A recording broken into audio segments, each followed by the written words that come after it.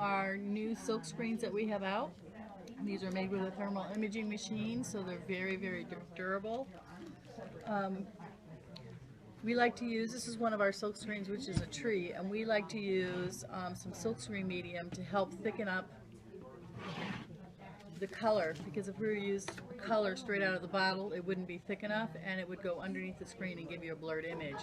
The products that we like to use are Stroke and Coat, Underglaze, and Designer Liner as our color of choice to use with the silk screens.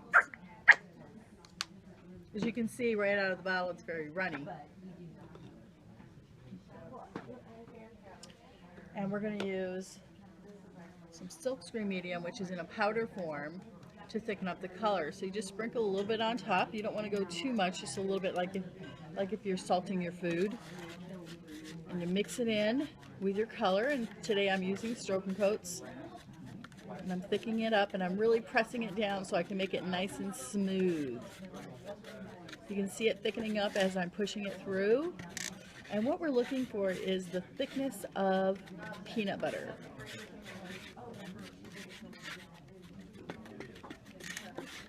I'm going to add some more, and I want to just keep adding it till I get the thickness that I want.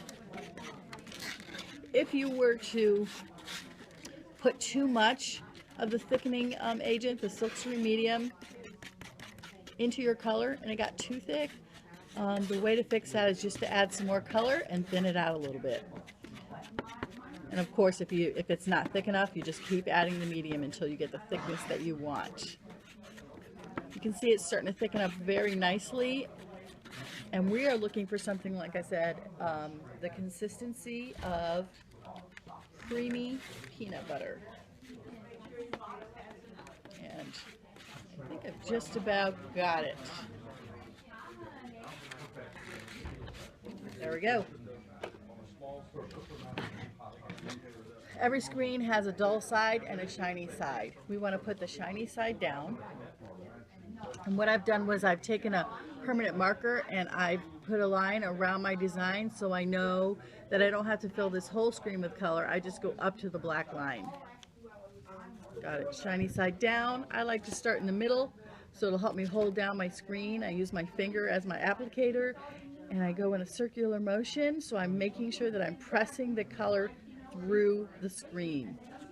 It's not good to just dab it on there because you're going to lift your screen doing that. So by pushing it through in a circular motion, you're going to get a great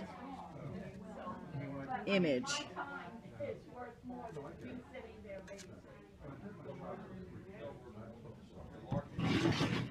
You want to keep holding your screen. Taping the screen down doesn't really help very much. It's not a good idea. It doesn't hold it down. It'll still pick up. So by holding it with your hand, that's the best way we found to do this.